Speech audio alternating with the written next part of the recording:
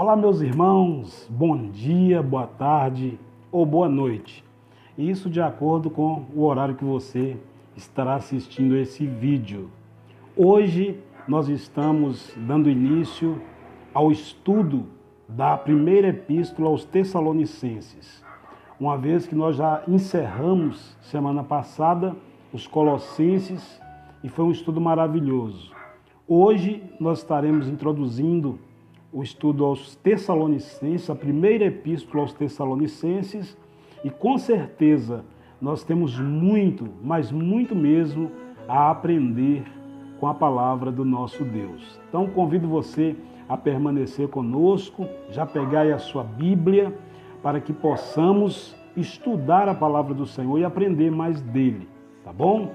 Nós vamos então dar início ao nosso estudo, e eu quero pedir a você, antes de entrar no estudo, que você possa ajudar as transmissões. De que maneira? Compartilhando com outras pessoas, compartilhando com seu ente querido, seu familiar, seus amigos, e também se inscrevendo no canal da igreja no YouTube. Se inscreva, dá o seu like lá, comente também nos dando sugestões e opiniões, tá bom? Vamos orar no nome do Senhor Jesus e vamos dar início ao nosso estudo.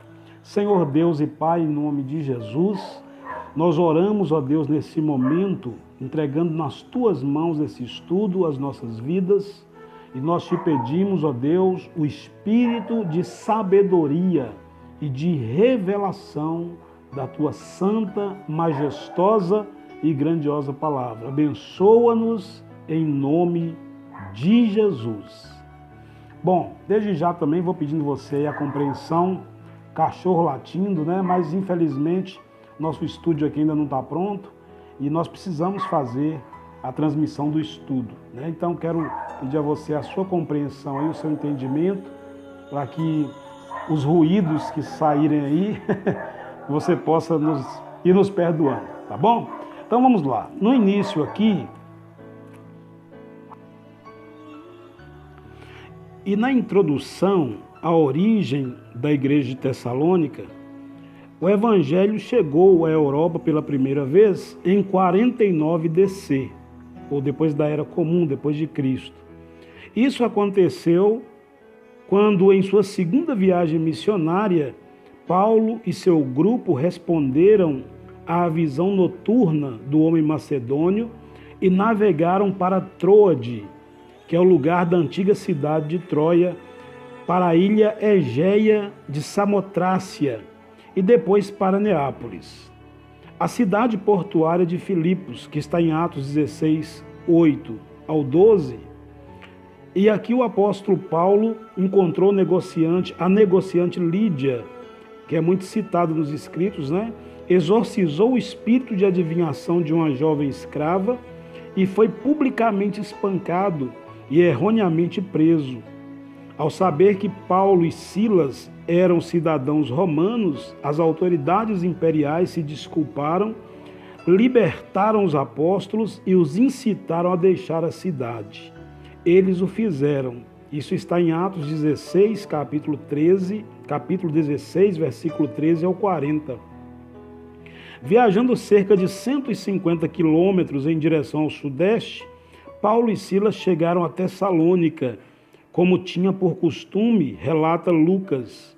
Paulo foi para a sinagoga do local e pregou durante várias semanas, argumentando que Jesus, o filho do carpinteiro de Nazaré, era de fato o ungido, o Messias, prometido há muito pelas escrituras judaicas. Nós podemos confirmar isso em Atos 17, capítulo 17, versículos do 1 ao 3. Aqui Paulo estabelece a segunda maior igreja do continente europeu. Quero mencionar também para você, essa cidade recebeu o nome de Tessalônica, porque era o nome da irmã de um rei macedônio no final do século IV. A cidade de Tessalônica era a capital do distrito da província romana da Macedônia e possuía um excelente porto natural. Esses aqui são alguns dados da origem da igreja de Tessalônica. e eu quero também mencionar algumas curiosidades, alguns pontos importantes a respeito da ocasião e data desta igreja. Durante o breve ministério em Atenas, Paulo estava profundamente preocupado com a situação naquela nova igreja em Tessalônica. Ele tentara voltar antes 2 vezes, mas Satanás o impediu. Isso está no capítulo 2, versículo 18. Então, quando não se conseguia mais suportar a incerteza, nem planejar com êxito uma visita, ele enviou Timóteo de volta à igreja para investigar o seu progresso. Isso podemos conferir também no capítulo 3, versículos 1 e 2. Timóteo trouxe um bom relatório de volta. Os tessalonicenses estavam prosperando em sua fé e estavam igualmente preocupados com Paulo. As novidades a respeito de sua fé, em meio aos problemas, se espalharam amplamente pela Macedônia e Acaia, a província do sul. Tanto Paulo quanto os tessalonicenses ansiavam se reunir. Mas havia mais ministério para Paulo em Corinto, que ficava cerca de 80 quilômetros a oeste de Atenas. De Corinto, revigorado pelas boas novas de Tessalônica, parece que Paulo escreveu a carta que hoje se chama 1 Tessalonicenses, a qual estamos estudando. Dos cálculos baseados na inscrição de Gálio, uma cópia pública de uma carta do imperador romano ao procônsul da Acaia, pode-se afirmar que 1 Tessalonicenses foi escrito em 50 ou 51 DC. A carta, com a possível exceção de Gálatas, é, portanto, a carta mais antiga conservada de Paulo e, na verdade, o primeiro livro do Novo Testamento a ter sido escrito. Os 4 evangelhos, embora descrevam acontecimentos anteriores, foram publicados mais tarde em sua forma como a conhecemos hoje, tá bom? Então esse aí são alguns dados importantes da Epístola aos Tessalonicenses, tá bom? Nós vamos então dar início aqui ao capítulo 1. O estudo hoje não vai ser cumprido, são só 10 versículos, tá? E nós vamos estar aqui refletindo sobre esses 10 versículos. Vamos lá. Capítulo 1. Paulo e Silvano e Timóteo, à igreja dos Tessalonicenses em Deus, o Pai, e no Senhor Jesus Cristo. Graça e paz tenhais de Deus, nosso Pai, e do nosso Senhor Jesus Cristo. Aqui na saudação, o comentário que a gente precisa fazer é uma curiosidade, na verdade, é a respeito de Silvano. Tá? Para quem ainda não sabe, Silvano, ele é tratado como Silas, naquela passagem lá de Atos dos Apóstolos, em que Paulo e Silas foram lançados livres da prisão, lembram? Então Silvano é o mesmo Silas, tá bom? Versículo 2. Sempre damos graças a Deus por vós todos, fazendo menção de vós em nossas orações, lembrando-nos sem cessar da obra da vossa fé, do trabalho da caridade e da paciência da esperança em nosso Senhor Jesus Cristo, diante de nosso Deus e Pai. Meus amados, eu frisei muito nas epístolas anteriores que o apóstolo Paulo já era comum dele demonstrar gratidão. Não somente demonstrar gratidão, mas o apóstolo Paulo também, ele fazia questão de estimular os cristãos a serem gratos, a orar sem cessar e a manter um estado de gratidão no coração. Aqui, novamente, ele está rendendo graças, né, pela igreja, pela maturidade que ele percebe na igreja. No versículo 3, ele diz aqui, nós lembramos-nos sem cessar de 3 pontos importantes, que ele considerava importantes para a igreja? Primeiro, a obra da vossa fé. Segundo, o trabalho da caridade. E terceiro, a paciência da esperança, ok? Do Senhor Jesus. Então, a obra da vossa fé fortalece aqui o ensinamento para nós de que não basta somente ter fé, mas que a nossa fé, ela deve ser regada por obras. E quando eu digo obras, eu estou dizendo de testemunho, de um comportamento condizente com aquilo que eu creio. Exemplo prático. Eu creio, pastor, eu acredito piamente que o Senhor Jesus vai voltar para buscar a sua igreja. Você acredita nisso? Então a sua conduta deve condizer com isso.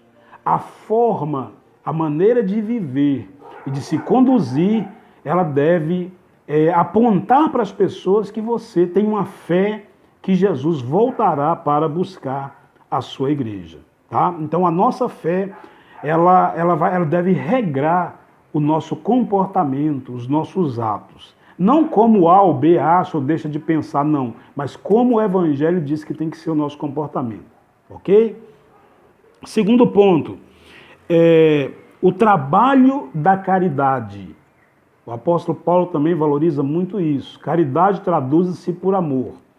Quem tem Cristo, quem tem Jesus no seu coração, tem também uma prontidão de vontade. É uma das expressões que ele usa, prontidão de vontade. Está sempre pronto a trabalhar para o reino, no reino, em prol do reino. Ok? E por último, desses 3 pontos, paciência da esperança. Ok? Nós estamos vivendo momentos difíceis, a gente já fala isso o tempo todo, mas eu fico pensando, quando começar a se cumprir, eu conversava com o irmão a respeito, com o irmão Bruno, a respeito do final dos tempos, essas coisas. Você já parou para pensar como será a fé das pessoas quando começar a se cumprir?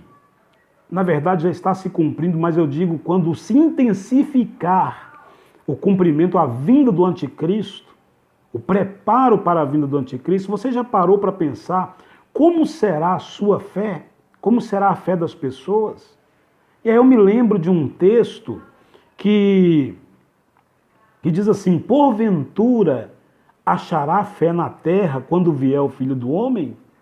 Porque, meus amados, um vírus que nós sabemos que é letal, que é perigoso, que se difunde de uma maneira muito rápida, muito sorrateira, invisível aos olhos humanos, é capaz de parar o planeta. Um vírus parou o planeta.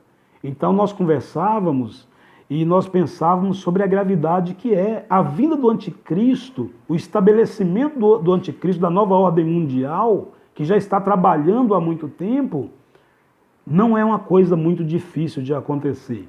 Se você parar para pensar, do ponto de vista da expectativa do que nós vivemos agora com o Covid-19, você percebe que a instalação do reino do anticristo não é uma coisa muito difícil de acontecer. Um vírus parou todo o planeta. E quando Paulo diz a respeito da paciência da esperança em Cristo Jesus, é nisso que nós temos que fortalecer os nossos corações. Eu tenho que fortalecer o meu, você tem que fortalecer o seu, aguardando a vinda de Jesus para arrebatar a sua igreja, que não é um conto de fadas, não é uma ilusão, não é um mito, como as pessoas, os intelectuais costumam dizer. Não, é um fato real. A vinda de Cristo, a segunda vinda de Cristo para buscar a sua igreja, será um fato real e verdadeiro. Então hoje nós precisamos fazer algo a respeito. E o que nós podemos fazer de princípio? Nós podemos entregar as nossas vidas ao Senhor Jesus, reconhecendo-o como o único e suficiente Senhor e Salvador, e procurar fazer a vontade dele. Esse é o caminho e a solução alternativa que nós temos, ok? Continuo. No versículo 4, sabendo, amados irmãos, que a vossa eleição é de Deus. A vossa eleição é de Deus, nós temos que saber isso. Porque o nosso evangelho não foi a vós somente em palavras, mas também em poder e no Espírito Santo, e em muita certeza, como bem sabeis, quais fomos entre vós por amor de vós. Tá? Olha aqui, sabemos, irmãos, o servo de Deus precisa ter certeza da sua salvação. Nós precisamos saber quem é o Deus que nós estamos servindo, que nós estamos buscando, que nós estamos adorando. Nós precisamos ter essa convicção dentro de nós. Não dá para servir a Deus com incertezas. Ou eu creio ou eu não creio. Não cabe meio termo. Não há espaço para o meio termo nessa prática da fé cristã. Tá? E aqui o apóstolo Paulo, ele fala novamente, ele usou o mesmo termo usado quando ele foi na igreja de Corinto. Quando ele foi pregar na igreja de Corinto, na sua primeira epístola, ele fala que o evangelho foi pregado lá com a demonstração do poder de Deus, para que a fé das pessoas não se apoiasse em sabedoria humana, mas na demonstração do poder de Deus. E aqui, novamente, ele usa a mesma retórica, ou a mesma expressão. Ele está dizendo que pregou o evangelho para os tessalonicenses não somente de palavras ou de argumentos, mas na demonstração do poder de Deus. A palavra grega para poder aqui é dunamis ou dinamis, tá? Que de onde origina, como nós conhecemos hoje, de onde surge, né, a origem da palavra dinamite, que é uma ideia de explosão. Quando o poder de Deus veio sobre a igreja primitiva, lá em Atos 2, houve uma grande explosão. Em que sentido? O evangelho expandiu por todos os continentes, tá bom? Então, quando Paulo fala sobre poder de Deus, que o evangelho foi pregado com poder de Deus, ele quis dizer o quê? Que houve a pregação do evangelho, mas houveram também sinais, prodígios e maravilhas, milagres, para que as pessoas pudessem ver a manifestação desse poder, ok? Mesmo enfatizando que a mensagem mais importante seja a salvação da alma, mas necessário foi e o é até hoje que haja maravilhas, sinais e prodígios, tá bom? Esse é o poder de Deus. No versículo 6, e vós fostes feitos nossos imitadores e do Senhor, recebendo a palavra em muita tribulação, com o gozo do Espírito Santo. 3 pontos que eu ressalto aqui no versículo 6. Primeiro, vós fostes nossos imitadores. O que significa isso? Referência, tá? Todos nós precisamos de uma referência. Toda pessoa precisa de uma referência. Quem é a referência? É aquela pessoa que a gente olha para ela e você vê um padrão de comportamento ou de fé e você diz, eu quero imitar esse padrão, eu gosto desse padrão, esse padrão é o que está correto. Então, a igreja de Tessalônica imitava a conduta do apóstolo Paulo e dos demais também irmãos que ali dirigiam, ok? O segundo ponto, essa palavra foi pregada aos Tessalonicenses em muita tribulação, ok? Porque o apóstolo Paulo, assim como Cristo, sofreu muito, foi muito perseguido, ameaças de prisão, lá mesmo ele foi preso, né? Então, muita tribulação no sentido da perseguição. Mesmo com perseguição, ele pregou esse evangelho. Ele falou do amor de Deus para os tessalonicenses. E o terceiro ponto é que, recebendo a palavra com muita tribulação, com gozo do Espírito Santo. Quer dizer que no meio da tribulação, o Espírito Santo produziu gozo. Traduza-se a palavra gozo por alegria. O Espírito Santo produziu alegria mesmo em meio à tribulação do apóstolo e dos irmãos que ali com ele estavam. Ok? Verso 7.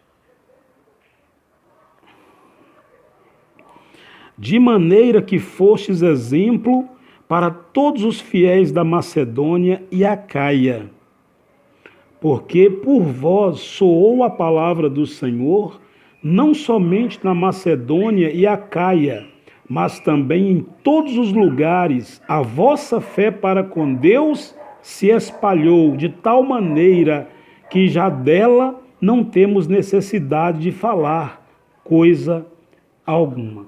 Aqui um ponto muito bonito e muito interessante.